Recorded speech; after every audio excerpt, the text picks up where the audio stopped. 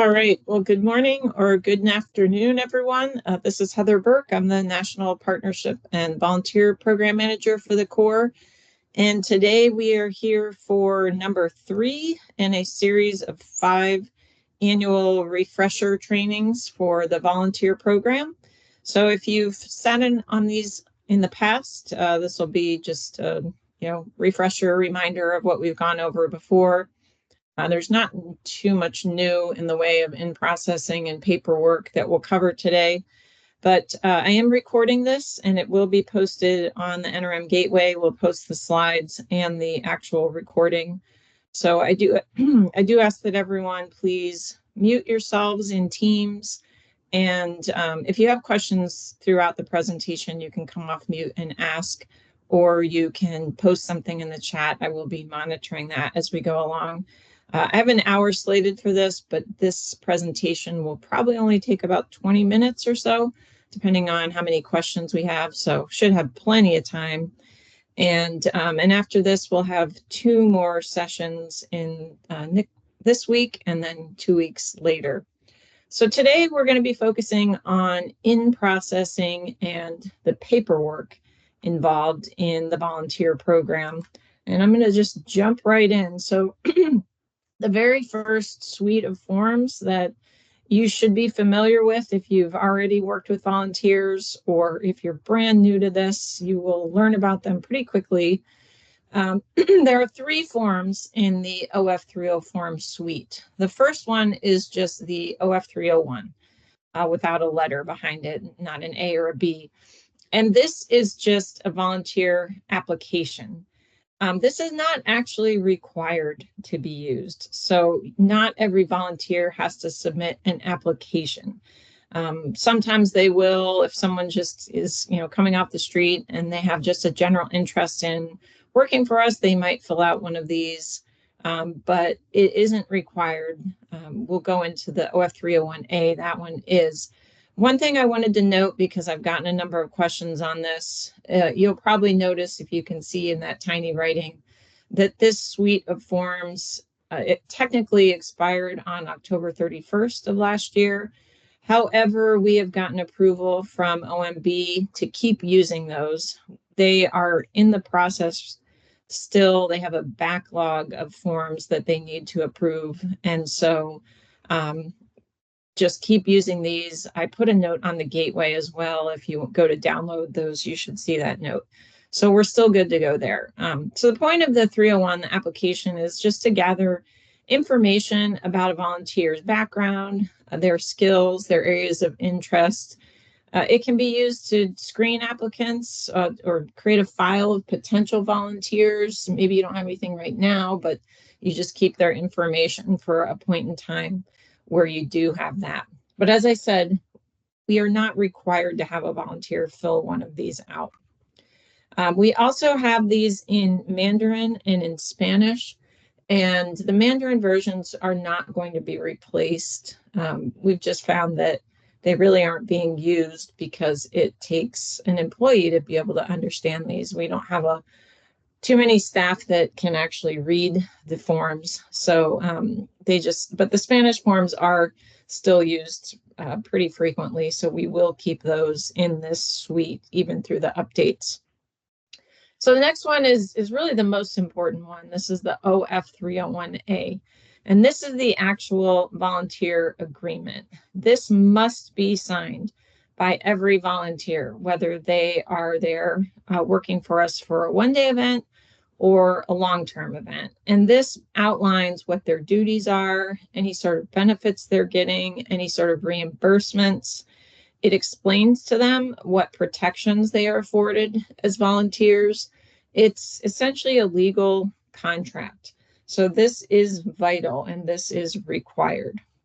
We have these currently in Mandarin and in Spanish as well, but similar to the application, we will be phasing out the Mandarin once the new forms have been approved. So just to give you a little more in-depth on what the OF301A does, it is an official document. It legally enrolls that individual, provides them protection in case of an injury or a tort claim. It has to be signed prior to the start of the work of the volunteer or the group representative if you have a group. And you can do these now online if you have that volunteer opportunity listed in volunteer.gov. So I know we have many volunteer opportunities that we don't put in volunteer.gov, but this is a benefit to that program. So if you work with your district volunteer coordinator and get an opportunity in the system, then you will be able to sign those forms and track all that onboarding and in processing of your volunteers. And starting in April, the project level volunteer coordinators will be able to get into that Salesforce administrative side of volunteer.gov and will be able to sign this paperwork. So just something that might help improve some efficiencies versus sitting down and filling out a paper form. In addition to the form itself, we also have to have job hazard analysis or position hazard analysis that is as an attachment. You need a detailed description of the duties and responsibilities. There's a very small field on the OF301A form to fill out duties. So we recommend that you do an attachment that really outlines what the volunteer will be doing.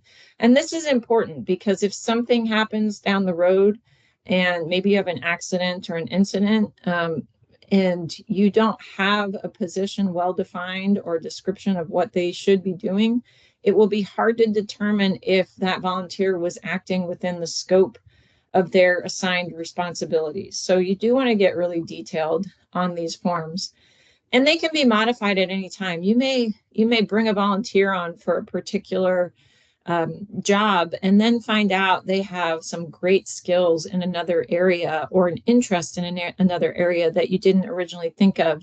And that's completely fine. You can modify that form. You can just renew it, put a new date on it, sign it, and make sure that you're reflecting what those volunteers are actually doing. And then part of this form also is, besides the acceptance line, there's a termination line.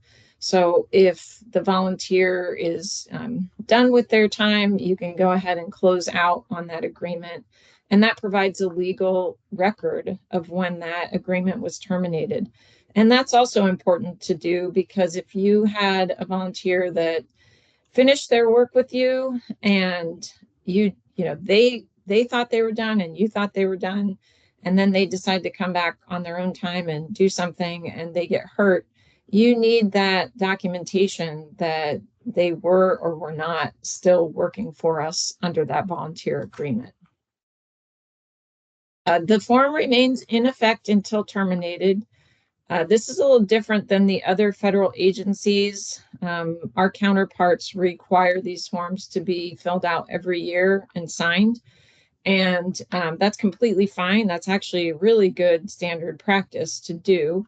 We did not make that a requirement at the national level, but we do suggest that you review these periodically or at least once a year, just to make sure, if you have volunteers that are coming back year after year, just to make sure that everything is still current. And it's possible that your district may make a policy that is more strict that requires you to renew these annually, and that's completely fine. That is, up to the district commander and your operations chief, how they want to run that volunteer program. So a copy of the agreement, along with any revisions or amendments, should be given to the volunteer for their records. And then we need to retain those records for a 3-year period, even after the volunteer has terminated their service. And if that's paper, it needs to be in a secured file cabinet. If it's electronic, it just needs to be, electronically secured and protected. That's going to be if it's in volunteer.gov, we have many securities in place through that contract, so it's fine in there. And then again, this is just if we ever have a lawsuit or injury claim, we can go back and access those files. After that 3-year period of separation, then you can destroy or shred if it's a paper version of those documents. One note, volunteers who are members of a nonprofit organization that we have a cooperating association agreement with. We have about 65 of those around the country, and I think most of you would probably know if you have a cooperating association. Their agreements provide liability coverage for their volunteers. So those are the rare instances where they do not need to sign an OF 301A. However, you can still provide that coverage. And I recommend it just as a backup. It's kind of like secondary insurance, just to, keep everything outlined and legally defined, but it's not a requirement if they have that liability coverage under a cooperating association agreement. The third form in the OF 301 suite is the B form, and this is for volunteer groups. And this is only for groups of adults. We cannot sign children up on a group form because the volunteer has to be able to sign for themselves. And there will be some changes to this form, not in this revision that's currently being reviewed by OMB, but in our next upgrade to these forms, you'll see some changes to this. We're trying to streamline this process a little bit more. But basically, if the adult volunteers are part of a group, the group leader will sign a 301A and provide all the details. And then the rest of the adults in the group over 18 will just fill out their line in the B form. Anyone under 18 needs to have a 301A that is signed by their parent or legal guardian. And these forms also come in Mandarin and Spanish, and as the others, we will be phasing out the Mandarin versions. So I mentioned before that you need to have a job or position hazard analysis. People call these different things depending on where they are. But the bottom line is this outlines the the safety measures that are in place and that have been reviewed with the volunteer. Just like our regular employees, safety is a top priority for our volunteer program. They need the same safety training and briefings provided to core personnel. It's really a good practice if you have weekly or monthly staff safety meetings that you bring all your volunteers in for those. And a requirement that came on a few years ago after an unfortunate incident where a volunteer drowned trying to save someone, we do have a requirement that you do water safety training with your volunteers. And I will go more into that in the next presentation this week, which has orientation and training of volunteers. We have a program, excuse me, that the water safety team put together to be able to provide that training. So as far as the JHAs or PHAs, we do have a lot of examples out there on the Gateway. There was a team of folks that worked on the innovations team when they were developing a volunteer app that pulled together a number of these. And so these are a great starting point for examples that you can use to fill out for your volunteers. So these are just some screen captures, examples of job hazard analysis and activity hazard analysis that have been done at various locations around the Corps. As far as bringing volunteers in and requiring background investigations, we have a whole matrix that I'll show you, I think it's the next slide, that outlines when and what level of investigation you need to do for a volunteer.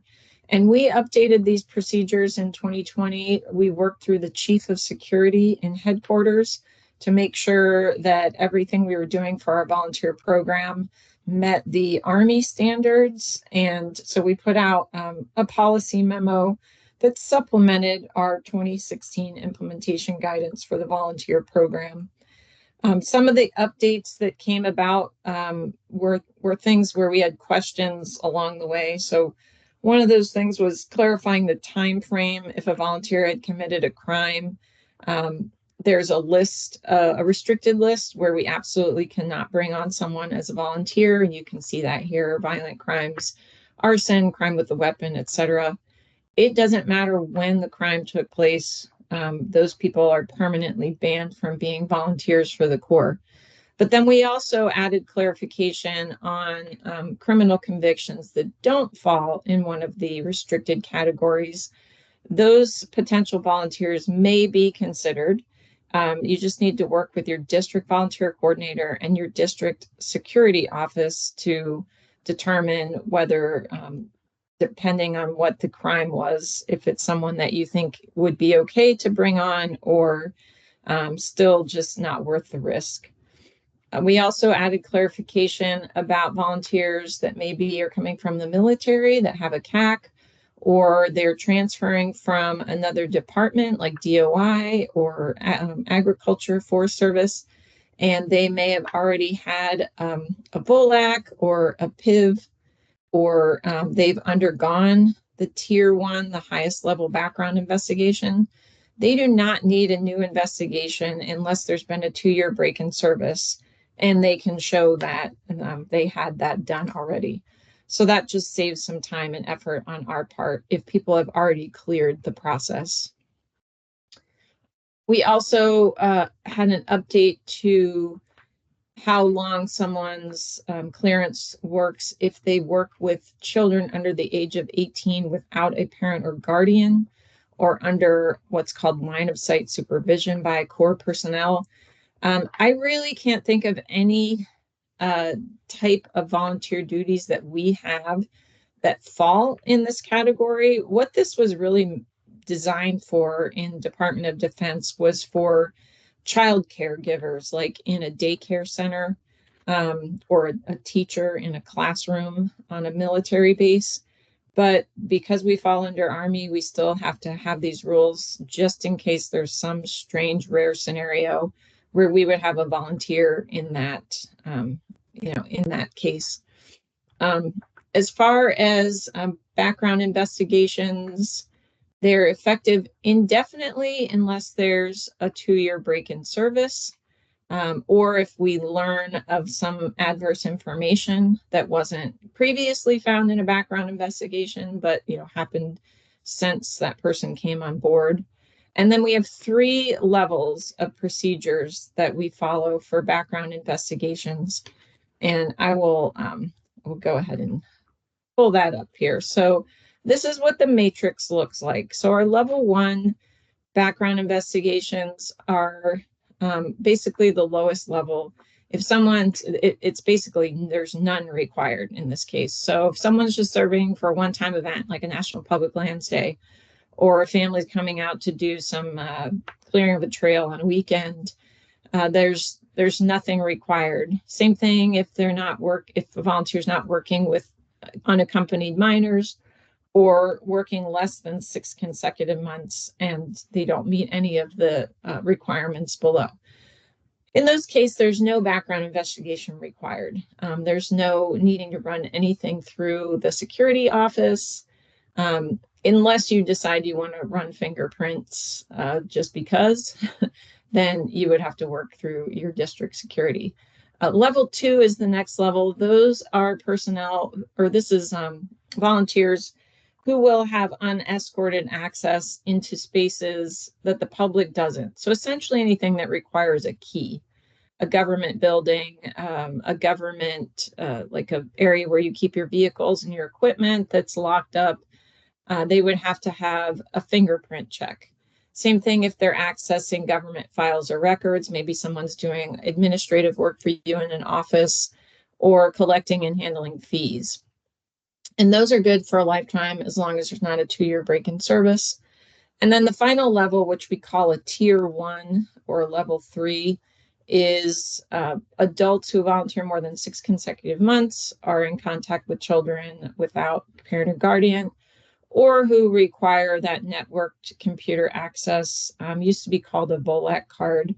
That terminology has changed, and I'll talk about that on a couple slides coming up.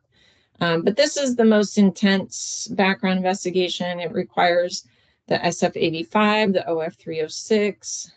It's a full background check. And one good thing about it, though, is once you've run those forms through your district security office, if they find no adverse info, and they've at least submitted those forms to OPM, you can bring those volunteers on board. So even if it takes OPM 6 months to respond and approve, as long as your district security office has done the approvals, you can move forward with using those volunteers. As far as fingerprinting, that level 2 and 3 background investigations require fingerprinting. That has to be processed through the district security office.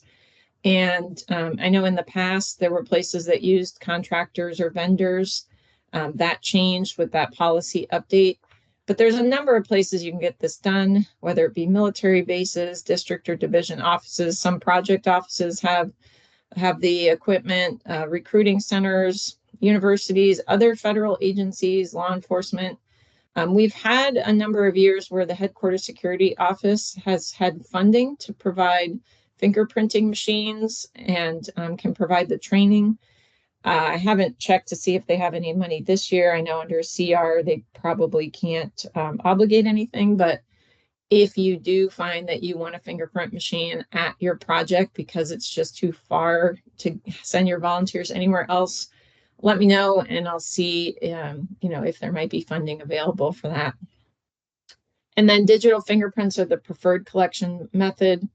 We can use the paper cards, but they still have to go through the security office. I do see a question in the chat. Does access to our project management office only when open and staffed count as unescorted access to controlled space? Some of our volunteers have the numerical door lock pin to get into the building when people are inside, but not the key nor alarm passcode to get in when there are no rangers on site. In that case, that would not be unescorted. If the only time they can get in is when there are other rangers and staff, that's not, that wouldn't require that higher level of background investigation. All right.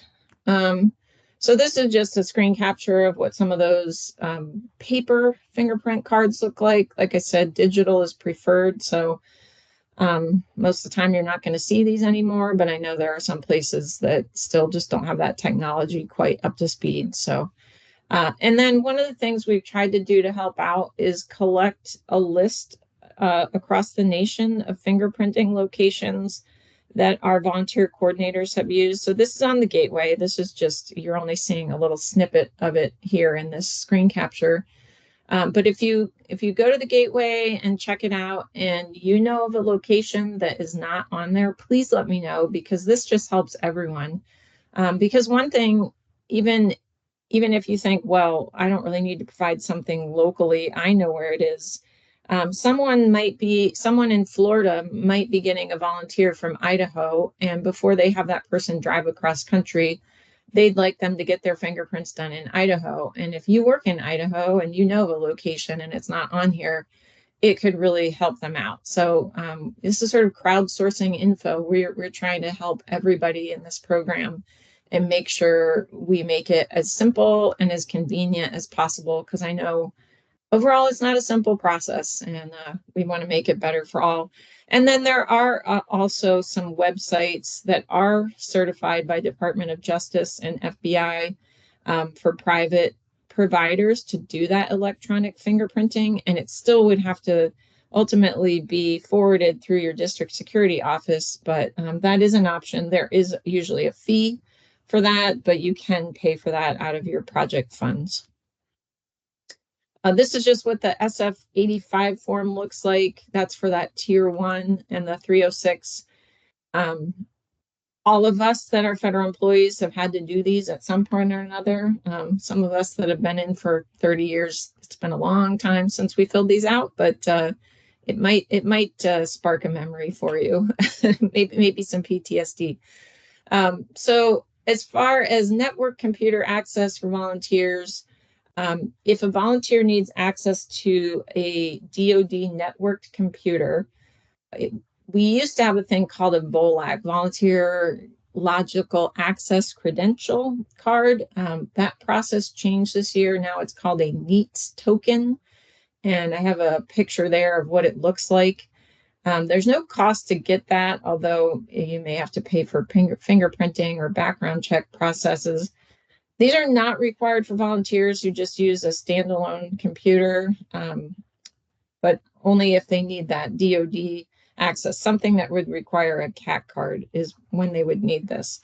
And we were lucky enough to have someone, an admin officer in Carter's Lake in Georgia, helped figure out the process through a lot of trial and errors. Really appreciate her putting these procedures together. And these are also on the gateway. I'm not going to read through all these steps, but I just want you to be aware there are a number of steps involved in trying to get that NEATS token card.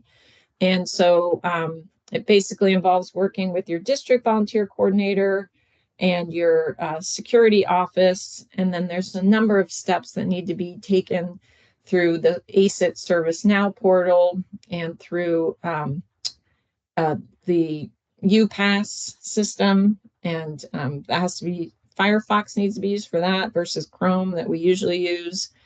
There's a whole nother page here. The volunteer needs to complete trainings, and the USACE employee that has a CAC card will need to log that volunteer into a computer the first time so that they can set up their username and their password and their PIN. So a number of steps, but fortunately, at least someone figured it out for the rest of us. And then, like anything, there's probably going to be changes along the way and refinements. And so if any of you go through this process and find that it has changed, please let me know so that I can make sure everyone has the most up-to-date method, because I don't have volunteers of my own that I'm processing, so I have not gone through this myself. So I really need all of your help to make sure that we're up to date.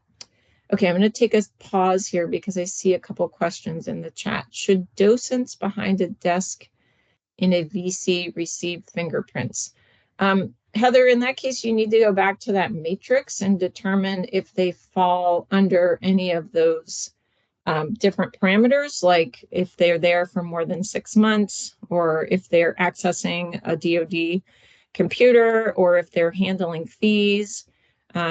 If they're just, hanging out behind a desk, they're less than 6 months, and they're welcoming people, they shouldn't need a background check. But yeah, check that matrix out and kind of ask yourself those questions to determine what level, depending on what you have them doing. Okay, I see another one. Hannah, do we know approximately how long it takes to process, receive a NEATS token from start to finish? A base timeline would help us understand if it could be worthwhile based on the length of term of volunteers. I think that's going to depend on your security office and what their response time is, your district volunteer coordinator, any admin people. I think it's like anything, the first couple times you do it, it's probably going to be slow and arduous. But then once you've got, done it a few times and you understand the process and you know the pitfalls and you know the timelines, then it would pick up. Okay, here, Melissa Bean said, NEATS start to finish took us 4 to 6 weeks. Thanks, Melissa, for jumping in on that. Appreciate it. All right.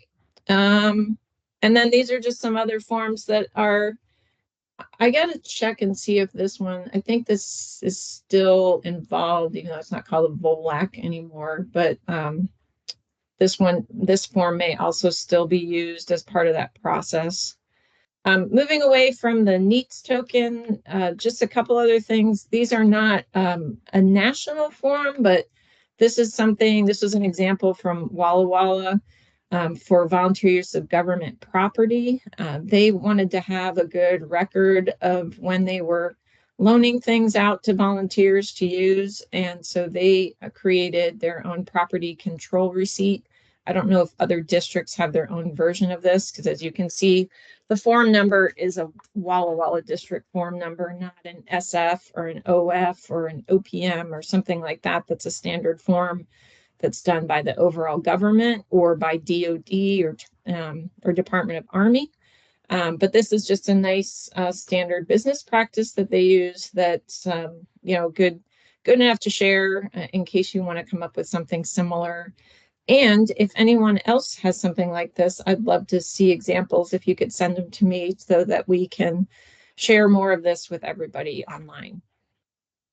They also, in Walla Walla, came up with a fee collection signature sheet, basically so the volunteers understand what they're being responsible for when handling fees. Again, this was a form they created, but you could do something similar where you are. All right, I'm going to switch to safety, but I just wanted to make sure I see something else. Microsoft 365 license was not included in our needs. Not sure if this is standard. Thanks, Randall.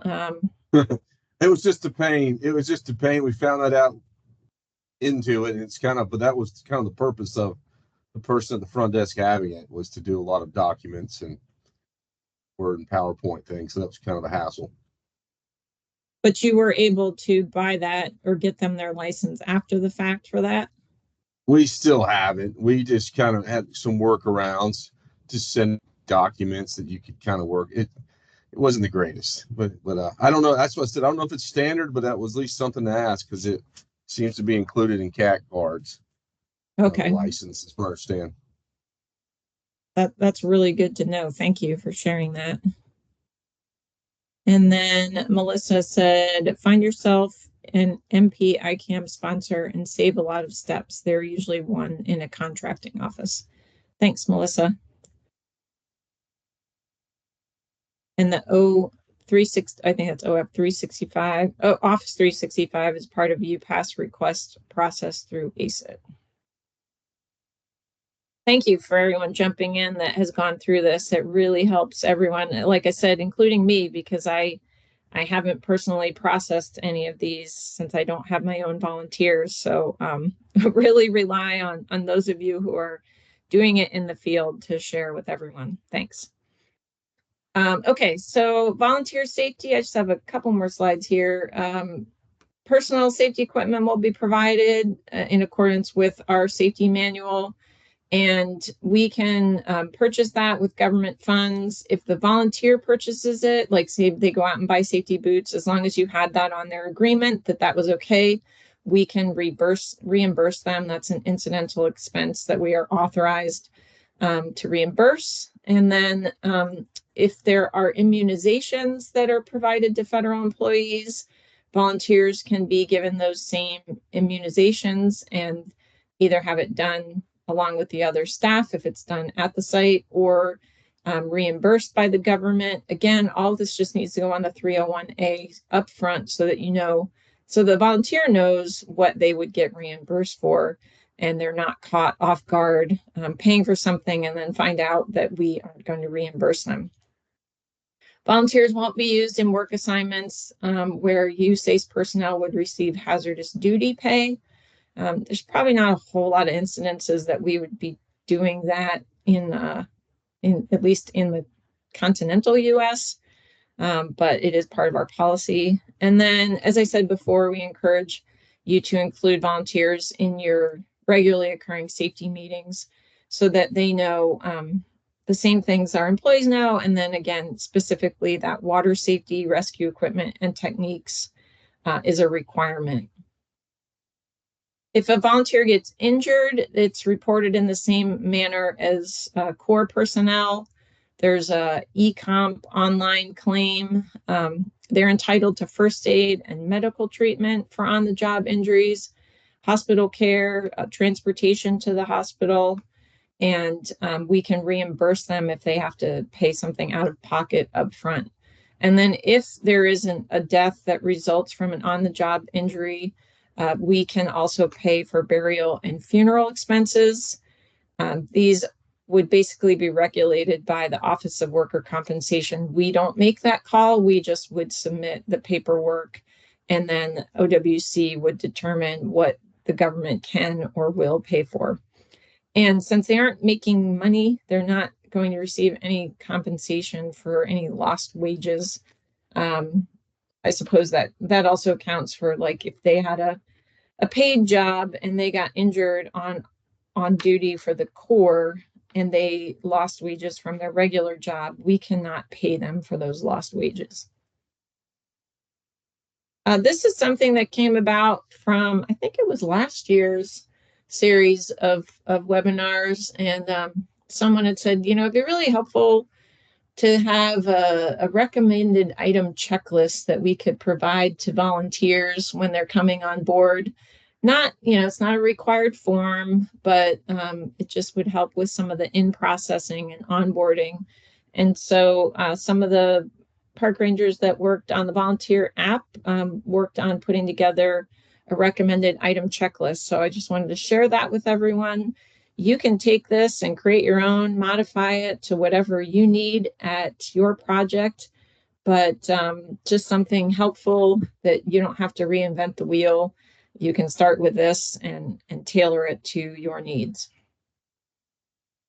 All right, so I keep saying the NRM Gateway, NRM Gateway. You're going to hear that from me in every presentation or anytime you meet me, because that is where we post all of this information, and we try to keep it as updated as possible.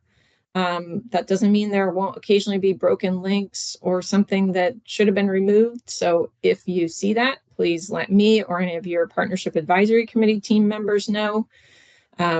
Because we have about 240 pages of content on the Gateway just for partnerships and volunteers. And it's a lot to keep up, but it's there for you to use. And so we highly encourage that. Before I go to the last upcoming webinars, I see there was a little more traffic in the chat. Happy to help if anyone wants to phone a friend. I still owe you a procedure, Heather. Thanks, Melissa. And then volunteer injury claims, tell a volunteer to not give hospital their personal insurance card. It simplifies the claim greatly. Thanks for that advice as well. Okay, so we have a couple more webinars in the series. So the next one is on the 21st, that's Friday. That will go into orientation, training, supervision, and then incidental expenses and reimbursements. And then the final one will be the week of March, the first week of March, March 3rd, going into evals and awards, and then entering your data in SWIBI. So I've recorded this. Like I said, you can listen to it again if you need to just be reminded what we went through. The slides will be on the Gateway, and you can share that with anyone that wasn't able to make it today. With that, I will open it up to questions. Please feel free to come off mute or type any more in the chat. I love the discussion we've had going on. It's really great to have people chiming in. Thanks.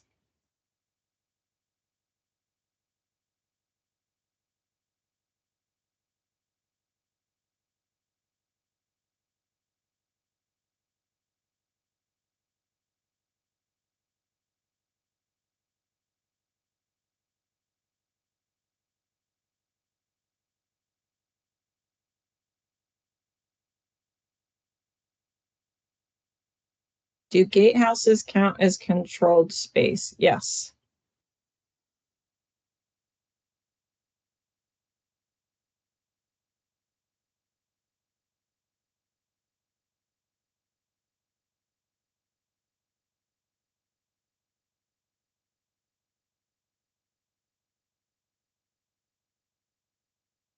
I don't know if anyone else mentioned this, but the last recording might have been on mute because I went to listen to it. I only saw the slides. Okay, I'll double check that. It could have been operator error, but I tried a few times booting it back up, but. Yeah, I'll double check. When I played it after it said it was ready, I could hear it just fine. But then Jenny Dickerson is the one that posts them for me. So I don't know if maybe some button got accidentally hit, that would have muted it. That'd be unusual, but I'll double check. I appreciate it.